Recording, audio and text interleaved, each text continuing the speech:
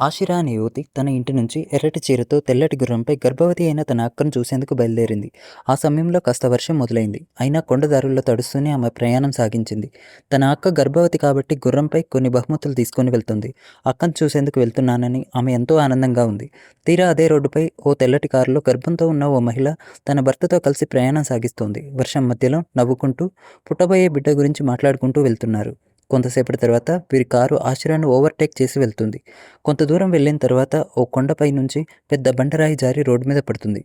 ఆ రాయిని వెంటనే భర్త గమనించలేదు. కొంత సమయం తర్వాత గమనించినా బ్రేక్ వేసేంతలోపే కారు లోయలోకి జారిపోతుంది.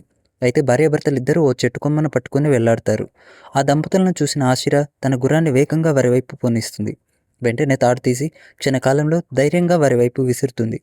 ఆమె బలంగా అతి కష్టంతో ముందుగా గర్భవతిని, తర్వాత భర్తను పైకి లాగుతుంది. వారిద్దరినీ రోడ్డుపై సురక్షితంగా నిలబెడుతుంది. నీ వల్లే మా ప్రాణాలు బతికాయి అని దంపతులు ఆషిరా చేతులు పట్టుకుంటారు. మీరు సురక్షితంగా ఉన్నారు కదా, నాకు అదే చాలు అని ఆషిరా చిరునవ్వు చిందిస్తుంది.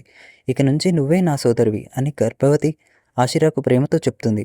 నీవు నాకు అక్కలాంటి దానివే అని ఆషిర సమాధానమిస్తుంది. కొంత సమయం తర్వాత వర్షం తగ్గింది. ప్రమాదం పోయింది. మిగిలింది ఒక చిన్న మనసు, పెద్ద మానవత్వం మాత్రమే.